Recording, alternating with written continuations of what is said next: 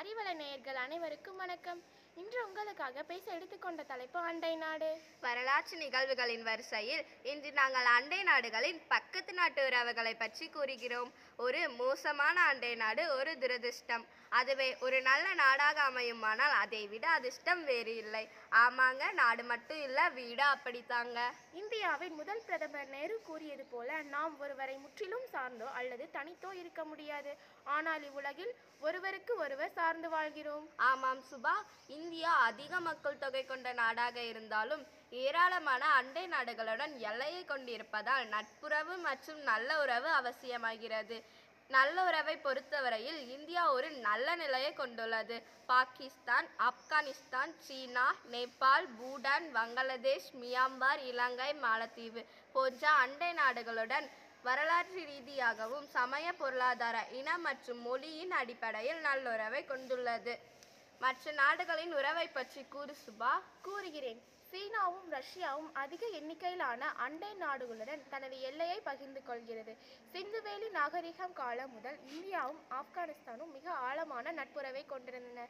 கனிஷ்கருடைய ஆட்சியின் போது ஏராளமான இந்திய சமய பரப்பு குழுக்கள் அண்டை நாடுகளுக்கு தங்கள் மதத்தை பரப்ப சென்றனர். இந்திய விடுதலை போராட்ட இயக்கத்தின் முக்கிய தலைவராக பாகிஸ்தானை சேர்ந்த கான் அப்துல் கபர் கான் திகழ்ந்தார். அது மட்டுமில்லாமல் கங்கை நீரை பகிர்ந்து கொள்ள 1977 பராக்கா ஒப்பந்தம் ஏற்படுத்தி கொண்டனர்.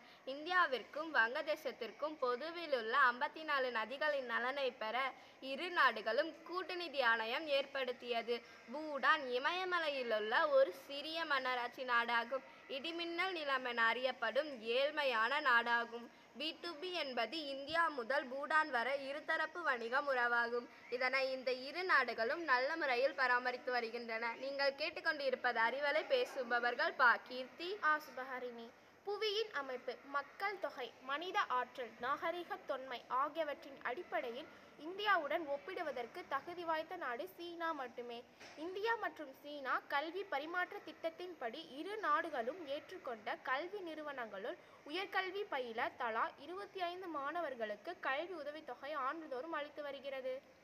இந்தியா சீனா எல்லைக்கோடு மக்மாகன் என்பவரால் ஏற்படுத்தப்பட்டு இரு நாடுகளும் அதனை ஏற்றுக்கொண்டனர். 1947 ஆண்டு இந்தியா பாகிஸ்தான் பிரிவினைக்கு பின்னால் பல்வேறு முக்கிய விஷயத்தில் இரு நாடுகளும் வேறுபாடு காரணமாக நல்ல உறவு இல்லை. ஆனால் இந்தியா உறவுகளை மேம்படுத்தவும் நிலைநிறுத்தவும் தீவிர முயற்சி செய்து வருகின்றன.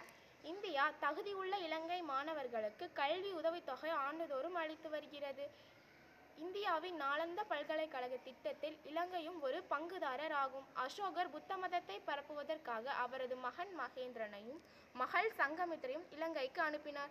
சோழ அரசர்களான முதலாம் ராஜராஜன் மற்றும் முதலாம் ராஜேந்திரன் ஆகியோர் இலங்கையின் வடபகுதியை ஆட்சி செய்தனர். இந்தியாவின் நாளந்த பல்கலைக்கழக திட்டத்தில் இலங்கையும் ஒரு பங்குதாரர் ஆகும்.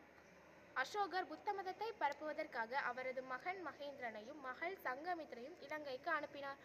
சோழ அரசர்களான முதலாம் ராஜராஜன் மற்றும் முதலாம் ராஜேந்திரன் ஆகியோர் இலங்கையின் வடபகுதியை ஆட்சி செய்தனர். அமெரிக்காவும் இந்தியாவும் இராணுவ கூட்டு ஒப்பந்தத்தை ஏற்படுத்தி கொண்டனர்.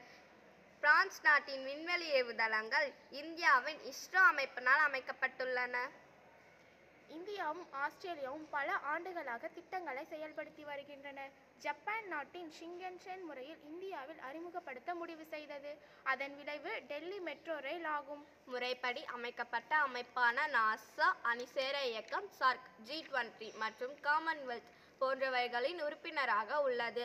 இந்தியா எப்போதும் அமைதியை விரும்பும் நாடாக இருந்ததோடு உலக அமைதிக்காக பல ஆண்டுகளாக போராடி வருகின்றன. மேலும் வல்லரசுடன் நல்லுறவை கொண்டுள்ளது.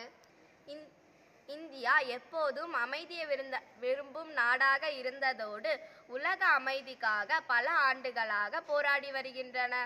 மேலும் வல்லரசுடன் நல்லுறவை கொண்டுள்ளது. மேலும் தன் நாட்டின் வளர்ச்சிக்கான அதிகபட்ச நலனை பெற முயன்று வருகிறது. ஐநா சபையின் அனைத்து முயற்சியும் இந்தியா தன் ஒத்துழைப்பை நல்குகிறது. இது போன்ற இன்னும் புதிய தகவல்களுடன் மீண்டும் உங்களை வந்து சந்திக்கும் வரை உங்களிடமிருந்து விடைபெறுவது சுபஹரிணி, கீர்த்தி. 81 பாரதி மேல்நிலைப்பள்ளி, ரெட்டிப்பட்டி, நாமக்கல்.